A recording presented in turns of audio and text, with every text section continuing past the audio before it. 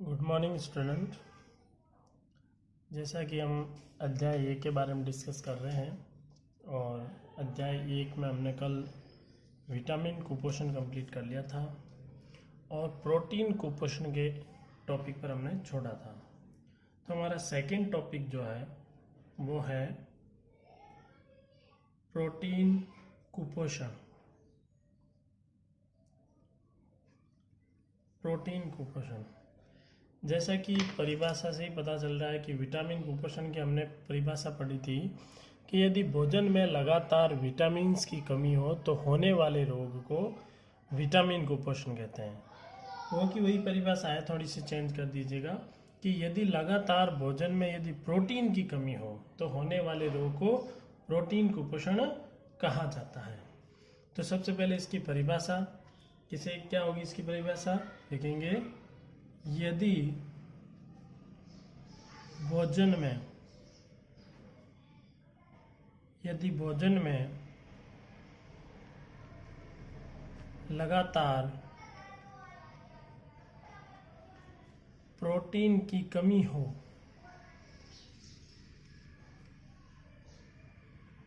यदि भोजन में लगातार प्रोटीन की कमी हो तो होने वाले रोग को प्रोटीन कुपोषण कहा जाता है। यानी कि यदि भोजन में लगातार जो हमारा एक अवयव है भोजन का प्रोटीन, उसकी लगातार कमी पाई गई तो इससे जो रोग होगा वो होगा प्रोटीन कुपोषण। अब प्रोटीन कुपोषण जो रोग होता है इसके जो मुख्य रूप से कारण देखा जाए तो क्यों होता है भाई, भोजन में प्रोटीन की कमी क्यों है? तो इसके कारण में अपन देख सकते हैं गरीबी के कारण भी लोग व्यवस्थित रूप से भोजन में प्रोटीन को सम्मिलित नहीं कर पाते हैं, अर्थात संतुलित भोजन नहीं कर पाते हैं। इसके अलावा अंधविश्वास यानी भोजन में कुछ पौष्टिक पदार्थ खाने चाहिए लेकिन कुछ अंधविश्वास होता है कि ये खाओगे तो वो हो जाएगा, ये खाओगे तो वो हो जाएगा। इस प्रकार अंधविश्वास भी एक प्रोटीन कुपोषण को बढ़ाता है। इसके अलावा सही तरीके से भोजन नहीं करना यानी भोजन ढंग से किया भी नहीं जाए, फटाफट खा लिया, थोड़ा सा जितना खाया चल दिए। तो भोजन के करने का तरीका भी सही होना चाहिए। किसी भी प्रकार के पदार्थ जो पौष्टिक पदार्थ हो रहे हैं उनको लेकर अंधविश्वास नहीं होना चाहिए।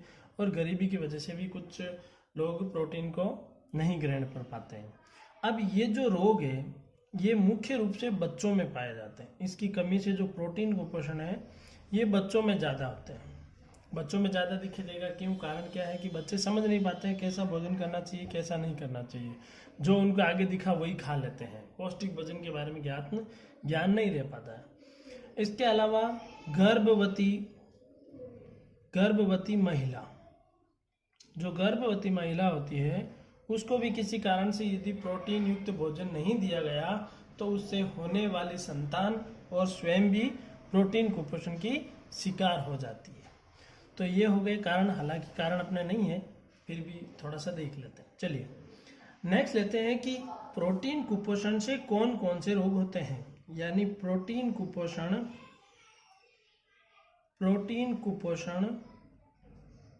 से रोग। अब प्रोटीन कुपोषण से कौन कौन से रोग होंगे?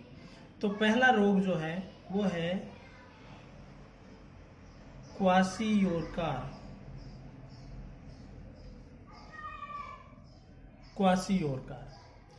पहला रोग है प्रोटीन कुपोषण से, वो है क्वाशियोरकार। क्या परिभाषा होगी इसकी, किसे कहेंगे क्वाशियोरकार? तो जब भोजन में लगातार प्रोटीन की कमी हो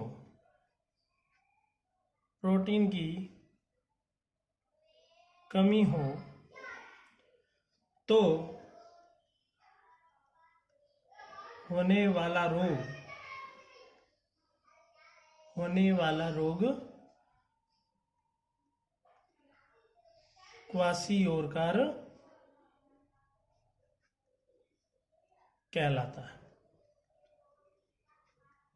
यानी यदि भोजन के अंदर शुद्ध रूप से प्रोटीन की ही कमी हो अन्य पदार्थों को छोड़कर, तो जो होने वाला रोग होगा वो होगा क्वासिओरकार। अब क्वासिओरकार रोग में क्या क्या होता है, अगर इसके लक्षण देखेंगे तो इसके लक्षणों में पहले बात करूं मैं, तो ये जनरली मैंने अभी बताया आपको कि ये जो रोग हैं ये जनरली बच्चों में होते हैं। तो क्या होगा, बच्चे का पेट फूलना, यानी कि बच्चों का इसमें पेट फूल जाता है प्रोटीन की कमी से, यानी क्वासिओरकार लक्षणों में पेट फूल जाना, भूख कम लगना, भूख कम लगना। इसके अलावा और देखा जाए तो स्वभाव चिड़चिड़ा होना, स्वभाव चिड़चिड़ा होना, यानी इस रोग से जो ग्रसित होंगे बच्चे उनका स्वभाव भी चिड़चिड़ा होगा, उनको कुछ करने के लिए कहेंगे तो तुरंत चिढ़ जाएंगे। और त्वचा जो है, ऐसे बच्चों में त्वचा जो है वो पीली शुष्क, त्वचा पीली शुष्क काली धब्बेदार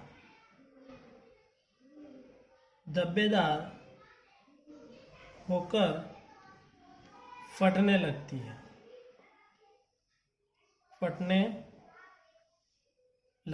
यानी त्वचा जो है वो पहले धीरे धीरे पीली पड़ती है, सूखने लग जाती है, उसके बाद में ये लगातार फिर प्रोटीन की कमी रहेंगे, त्वचा पूरी काली पड़ जाएगी और धब्बे हो जाएंगे काले काले और त्वचा फटने लग जाएगी। तो ऐसे लक्षण जिसमें दिखाई दे तो ऐसे रोग के जो ये रोग होगा वो होगा क्वासिओरकार। दूसरे रोग की बात करें तो दूसरा रोग होता है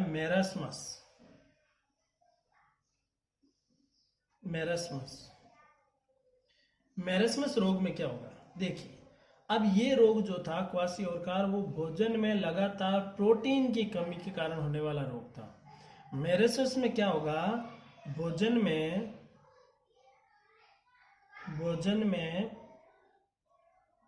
प्रोटीन व ऊर्जा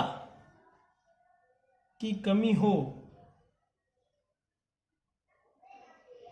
यानी भोजन में प्रोटीन तो है ही, उसकी कमी तो है ही, लेकिन साथ में यदि ऊर्जा की कमी अर्थात कार्बोहाइड्रेट की भी कमी हो तो होने वाला रोग जो होगा वो हो जाएगा मेरस्मस। यहाँ तक के काम का आप स्क्रीनशॉट ले सकते हैं।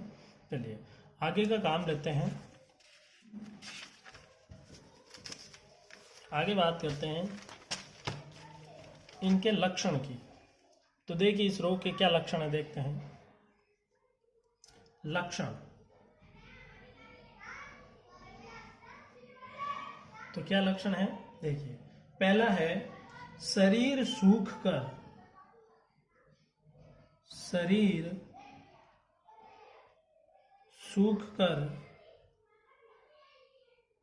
दुर्बल हो जाना, शरीर बिल्कुल सूख जाता है, हड्डियां तक दिखने लग जाती है और बहुत ही कमजोर हो जाता है इसमें बच्चा। तो शरीर सूखकर दुर्बल हो जाना। इसके अलावा आंखों की जो लालिमा होती है, यानी आंखें कांतिहीन होकर अंदर की ओर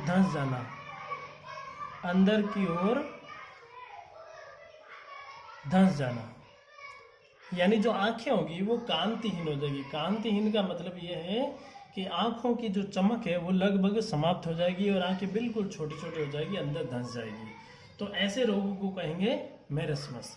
देखिए अब इसमें देखा जाए तो जो बच्चा है जो वो मेरस्मस रोग से अगर ग्रसित होगा तो वो दुर्बल हो जाएगा, इसके अलावा कांतिहीन होकर अंदर धंस जाएगी आंखें। तो नाम ही छोटा है तो शरीर भी इसका दुर्बल हो जाता है। जैसे कि हमने देखा था क्वासिओरकार में नाम भी बड़ा है, इसलिए बच्चे का पेट भी फूल जाता है, थोड़ा मोटा जैसा हो जाता है और त्वचा जो है पीली काली शुष्क धब्बेदार होकर फटने लगती है। ठीक है, इसके लक्षण भी ज़्यादा है क्योंकि नाम बड़ा है तो इसके शरीर में भी बहुत सारे लक्षण दिखाई देते हैं। नाम छोटा है तो आप ऐसे याद रख सकते हो, प्रोटीन प्लस ऊर्जा, और इसके अलावा शरीर सूखकर, दो इसके हैं वो लक्षण। एक तो शरीर सूखकर दुर्बल हो जाता है और दूसरा आंखें कांतिहीन होकर अंदर धंस जाती है। चलिए अगला पॉइंट लेते हैं। ये रोग यहीं पर फिनिश होता है, यानी प्रोटीन कुपोषण हमने कंप्लीट पढ़ लिया। अब रूपरेखा में हमारा जो थर्ड पॉइंट है, मैं आपको एक बार वापस बता देता हूँ। सबसे पहले हमने फर्स्ट पढ़ा था संतुलित तथा असंतुलित भोजन, उसके बाद हमने दूसरा लिया था प्रोटीन कुपोषण। अब हम थर्ड लेते हैं, उसके अंदर पहला था विटामिन कुपोषण, उसके बाद सेकंड प्रोटीन कुपोषण, और अब थर्ड जो ले रहे हैं वो है खनिज कुपोषण। यानी कि व्यक्ति में यदि खनिज तत्वों की कमी हो, खनिज कुपोषण, परिभाषा बिल्कुल वेरीफाई है। जैसे कि हमने प्रोटीन के लिए पढ़ा था, जब भोजन में प्रोटीन की कमी हो तो होने वाला रोग प्रोटीन कुपोषण। अब खनिज तत्वों की कमी होगी तो उसे हम क्या कहेंगे, खनिज कुपोषण। तो लिखेंगे जब भोजन में लगातार खनिज तत्वों की कमी हो, खनिज तत्वों की कमी हो तो इसे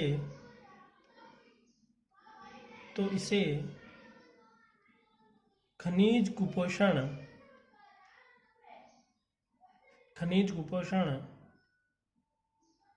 कहते हैं। ये देखिए खनिज कुपोषण में से 2019 में एक क्वेश्चन आया हुआ है, तो इस हिसाब से देखा जाए तो ये पॉइंट थोड़ा सा इम्पोर्टेंट है, क्योंकि 1 नंबर का क्वेश्चन इनमें से बनता है। तो एग्जामिनर या पेपर बनाने वाले ये जरूर देखते हैं कि 1 नंबर के क्वेश्चन में बिल्कुल बेसिक सी चीज़ पूछी जाए जो कि बच्चों में जनरल नॉलेज होना चाहिए। तो ऐसे ही बेसिक चीज़ें क्या पूछा था, बोर्ड में क्या पूछा वो भी मैं आपको बताऊंगा। एक खनिज के लिए पहले हमें बताना, खनिज कुपोषण का मतलब क्या हुआ, यानी कि खनिज तत्वों की कमी होगी। और खनिज तत्व किसे क्यों कहेंगे इन्हें, क्योंकि ये जो तत्व है हमें जमीन से प्राप्त होते हैं, इसलिए इनका नाम होगा खनिज तत्व है। तो खनिज तत्वों की कमी होगी तो होने वाला रोग खनिज कुपोषण होगा। तो हम देखते हैं कि कौन कौन से ये खनिज तत्व है। क्रम संख्या ले लेंगे, इधर दूसरा ले लेंगे तत्व, तीसरा ले लेंगे इनके कार्य, यानी ये तत्व जो है हमारे शरीर में क्या कार्य करते हैं। और अगला पॉइंट लेंगे कि यदि इन तत्वों की हमें कमी हुई तो इनकी हम पुनः पूर्ति कैसे कर सकते हैं, यानी कि इनके स्रोत क्या है, ये हमें कहाँ से प्राप्त होंगे। चलिए टेबल तैयार करते हैं और इस टेबल में काम शुरू करते हैं। सबसे पहले आता है सोडियम। सबसे पहला तत्व है सोडियम। सोडियम की विशेषता हम सब जानते ही हैं। सोडियम को केरोसिन या मिट्टी के तेल के अंदर रखा जाता है, क्योंकि ये बहुत ही क्रियाशील होता है। लेकिन हमारे शरीर में बहुत ही सूक्ष्म मात्रा में ये यौगिक के रूप में भी हम प्राप्त कर सकते हैं। डायरेक्ट सोडियम तत्व की बात नहीं कर रहा हूँ, किसी यौगिक को किसी के साथ में, जैसे NaCl नमक है, तो NaCl नमक को ग्रहण करेंगे तो सोडियम की ऑटोमेटिक हमारे शरीर में पूर्ति हो जाएगी। तो सोडियम जिसका प्रतीक होता है Na, जिसका लैटिन नाम है नेट्रियम। चलिए इसके कार्यों की बात करें तो सोडियम हमारे शरीर में क्या कार्य करेगा, यह है मांसपेशियों का संकुचन। मांसपेशियों का संकुचन, यानी मांसपेशियों के संकुचन में ये अपनी महत्वपूर्ण भूमिका निभाता है। इसके अलावा तंत्रिका आवेग संचरण, तंत्रिका आवेग संचरण। तंत्रिका आवेग संचरण का मतलब ये हुआ कि मैंने कल इसके बारे में डिस्कस किया था कि मस्तिष्क हमारा प्रत्येक अंग को एक आवेग भेजता है, एक उद्दीपन भेजता है, उसके अकॉर्डिंग ही हमारे शरीर के अंग कार्य करते हैं। तो इन संकेतों के आदान प्रदान में भी इसकी महत्वपूर्ण भूमिका यानी कि मदद करता है। अगला है शरीर का विद्युत अपघटन।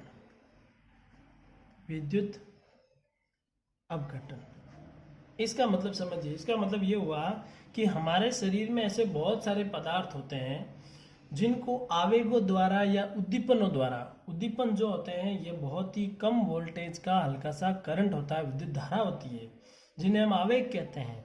ये आवेग क्या करेंगे, कई पदार्थ ऐसे होते हैं हमारे शरीर में जिनको तोड़ने का कार्य करते हैं। तो इस शरीर के जो आने वाला इलेक्ट्रिक शॉर्ट होगा उससे जो हमारे शरीर में अनेक पदार्थ है वो छोटे सरल अनुपातों में टूट जाते हैं। तो ये काम हो गया सोडियम का। पहला, मांसपेशियों का संकुचन, यानी मांसपेशियां अच्छे से काम करेंगी इनसे। तंत्रिका आवेग संतन और शरीर का विद्युत अपघटन। अब यदि सोडियम की कमी हो तो ये सारी क्रियाएं क्या हो जाएंगी, प्रभावित हो जाएंगी। तो सोडियम की कमी की पूर्ति कैसे करें, तो देखिए इसके लिए हम सब जानते हैं, पहला तो है सामान्य नमक। सामान्य नमक क्यों, क्योंकि नमक में क्या होता है NaCl, तो Na यानी सोडियम हमें प्राप्त हो जाता है। इसके अलावा मछली और हम ले सकते हैं मांस, अंडे और दूध। दूध एक ऐसा पदार्थ है, हमने साइंस में देखा जाए तो लगभग सभी प्रकार के पदार्थ दूध में प्राप्त हो जाते हैं। यानी हमारे शरीर के लिए आवश्यक अनेक सारे पदार्थ जो हमें दूध के रूप में दूध से प्राप्त हो जाते हैं। इसलिए दूध तो शरीर के लिए बहुत ही फायदेमंद है। इसलिए छोटे बच्चों को जनरली दूध का तो सेवन कराना ही चाहिए चाय की जगह। चलिए, तो पहला हो गया अपना, क्योंकि सोडियम सामान्य नमक NaCl होता है। मछली जो है ये तो समुद्र में रहती है, खारे पानी का ही सेवन करती है, तो इसमें सोडियम की मात्रा ज़्यादा होती है। मांस, अंडे और दूध। चलिए अगला लेते हैं दूसरा, पोटेशियम। पोटेशियम का प्रतीक होता है के इसलिए है क्योंकि इसका लैटिन नाम होता है केलियम। तो केलियम को ही हमारे सामान्य भाषा में इस नाम दे दिया गया पोटेशियम। तो देखिए पोटेशियम का हमारे शरीर में क्या काम होता है। पोटेशियम का ही कार्य वही है लगभग। पहला तो अपन ये देख सकते हैं, मांसपेशियों का संकुचन, यानी एक तो कार्य ये करेगा ही जो सोडियम भी करता है, उसमें मदद करता है। दूसरे की बात करें तो ये विभिन्न कोशिकीय क्रियाओं, यानी कोशिका के अंदर जो क्रियाएं होती है,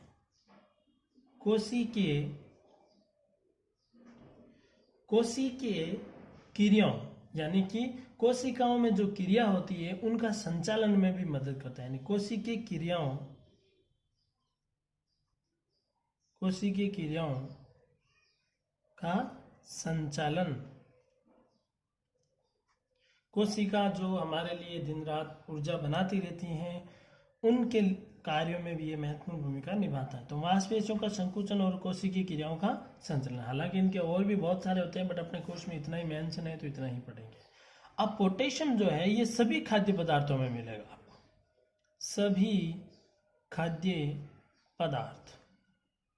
इसीलिए पोटेशियम की कमी लगभग किसी भी व्यक्ति में रहती ही नहीं है, लेकिन किसी कारण से अगर रह भी जाती है तो इस प्रकार की जो प्रॉब्लम है वो क्रिएट हो जाती है। हालांकि इसका काम सोडियम कर देता है, यदि पोटेशियम नहीं भी है तो कोई बात नहीं। इसलिए इससे रिलेटेड हमारे शरीर में बहुत ही कम कमियां देखने को मिलती है। तीसरा आता है कैल्शियम, ये बहुत इंपॉर्टेंट है। कैल्शियम का प्रतीक होता है Ca, यानी 20 नंबर पे आता है तत्व कैल्शियम। चलिए, कैल्शियम के बारे में हम सब ने सुना है कि साहब कैल्शियम जो है वो दांतों और हड्डियों को मजबूती प्रदान करता है। तो यहीं से पता चल गया कि ये हमारे शरीर में क्या कार्य करेगा। तो बिल्कुल ये क्या करता है, विटामिन डी के साथ मिलकर हड्डियों को मजबूती प्रदान करना। यानी जो हमारे शरीर में विटामिन डी संश्लेषित होता है, देखो विटामिन डी को बाहर से ग्रहण करने की आवश्यकता नहीं होती है।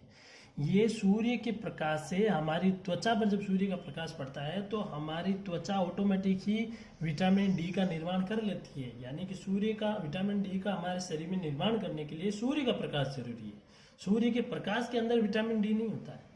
तो विटामिन डी का जो संश्लेषण है वो हमारे शरीर के यकृत में होता है। तो विटामिन डी के साथ मिलकर कैल्शियम क्या करता है, हड्डियों को मजबूती प्रदान करता है। और इसमें देखा जाए तो ये कहाँ कहाँ प्राप्त होता है, आप सभी जानते हैं। पहले तो दूध, दूध में तो कैल्शियम होता ही है। इसके अलावा अंडे, इसके अलावा हरी सब्जियां,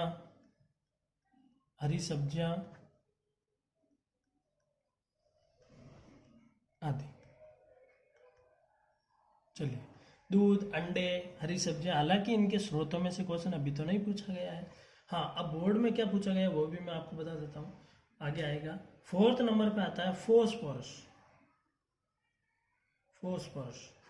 फॉस्फोरस का प्रतीक होता है P, ठीक है।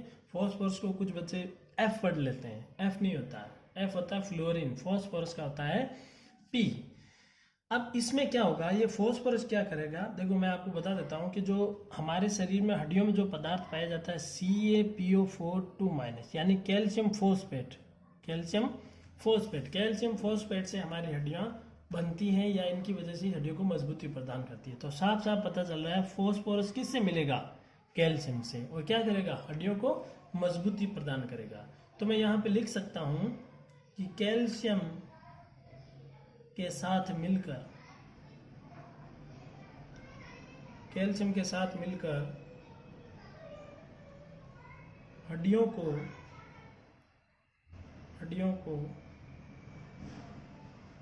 मजबूती देना, यानी कैल्शियम के साथ फॉस्फोरस मिल जाता है और हड्डियों को मजबूती प्रदान करता है। अब ये देखा जाए इनके स्रोतों के बारे में, तो इनके स्रोत वही हैं लगभग, दूध ले सकते हैं, हरी सब्जियां, ठीक है, हरी सब्जियां, दूध, हरी सब्जियां। इसके अलावा बाजरा में भी बहुत ज़्यादा फॉस्फोरस पाया जाता है। इसके अलावा सूखे मेवे,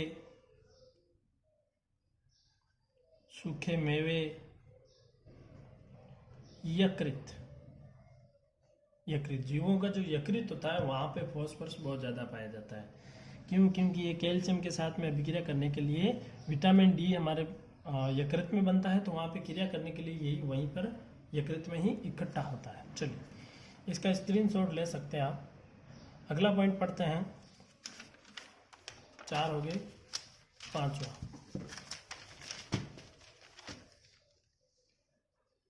5वां पॉइंट लेते हैं। 5वां है लौह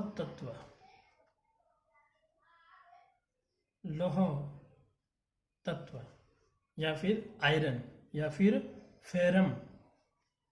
इसका भी लैटिन नाम फेरम होता है। फेरम को ही हम आयरन कहते हैं, इसको ही लोहा कहते हैं या लौह तत्व कहते हैं। देखिए, हमें हमेशा कहा जाता है डॉक्टर की तरफ से कि हरी पत्तेदार सब्जियों का अधिक से अधिक सेवन करो, क्योंकि हरी पत्तेदार सब्जियों के अंदर लौह तत्व ज़्यादा होता है, जो कि हमारे रक्त को बढ़ाने का कार्य करता है। हालांकि डायरेक्टली रक्त को नहीं बढ़ाता है, ये क्या करता है कि रक्त में आरबीसी को या हीमोग्लोबिन की संख्या को बढ़ा देता है। हीमोग्लोबिन की संख्या बढ़ेगी तो हमारे रक्त का जो ऑक्सीजन ले जाने की क्षमता है वो भी बढ़ेगी। तो इसमें देखा जाए कार्य, तो ये रुधिर में रुधिर में हीमोग्लोबिन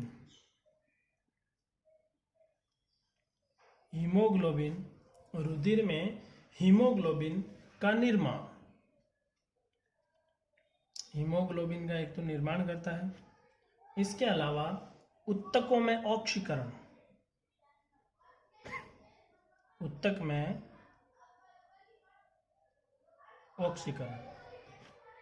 ये 2 काम करेगा। कहाँ पाया जाएगा ये देखिए, सबसे पहले बात करें तो ये वही है सेम, अंडे, मांस, रक्त में तो होता ही है, अभी हमने कहा था रक्त में ही काम करता है ये, ठीक है। इसके अलावा दही, गाजर, गुड़, ये सारी चीज़ें आ जाएगी। चलिए, और हरी सब्जियां, हरी पत्तेदार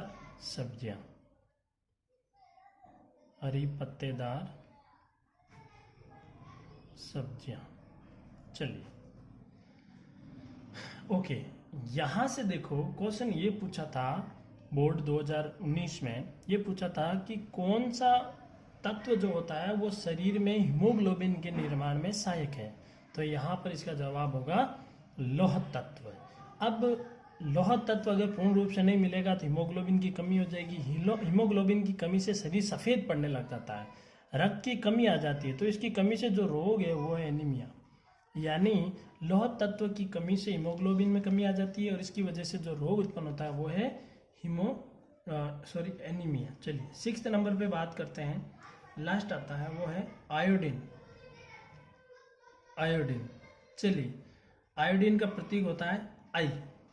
अब ये आयोडीन जो है ये क्या करता है, हम शुरू से सुनते हैं, छोटी क्लासों में टीचर्स ने बताया है कि भाई आयोडीन युक्त नमक का प्रयोग करना चाहिए। टीवी वगैरह में एडवर्टाइज भी आता है कि आयोडीन युक्त नमक का प्रयोग करना चाहिए। आयोडीन युक्त क्यों, यानी उस नमक के अंदर आयोडीन तत्व जो है वो मिलाया जाता है।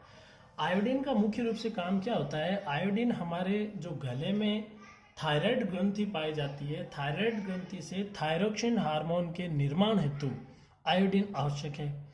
अब जब थायरोक्सिन हार्मोन का निर्माण होगा तो वो किसकी उपस्थिति में होगा, आयोडीन की उपस्थिति में होगा। यदि आयोडीन हमें लगातार शरीर में यकृत थायराइड ग्रंथि को नहीं मिलता है तो उससे जो थायरोक्सिन हार्मोन है उसका निर्माण नहीं हो पाता है।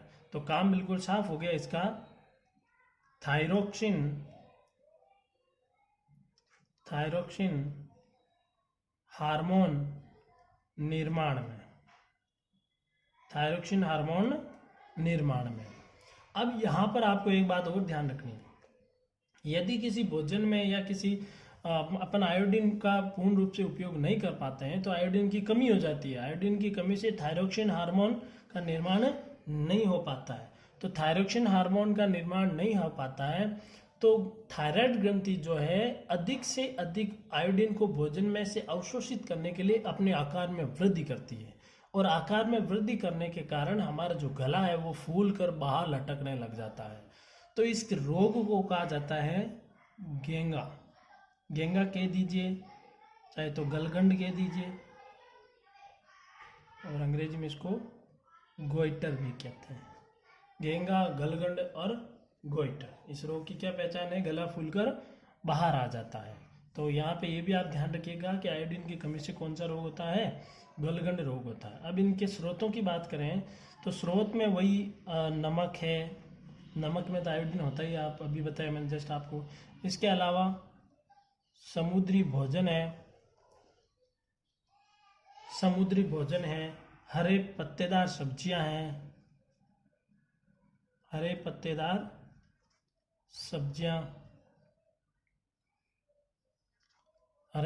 सब्जियां हो गई। इसके अलावा लवण, यानी आयोडीन से बने हुए जो लवण होते हैं उनमें आयोडीन तो होगा ही। तो ये हो गया कंप्लीटली, आज हमने पढ़ लिया है प्रोटीन कुपोषण और खनिज कुपोषण। यहाँ से बोर्ड 2019 में क्वेश्चन पूछा गया है। चलिए अगला पॉइंट जो हमारा रहेगा मुख्य हेडिंग दूसरा, मानव स्वास्थ्य,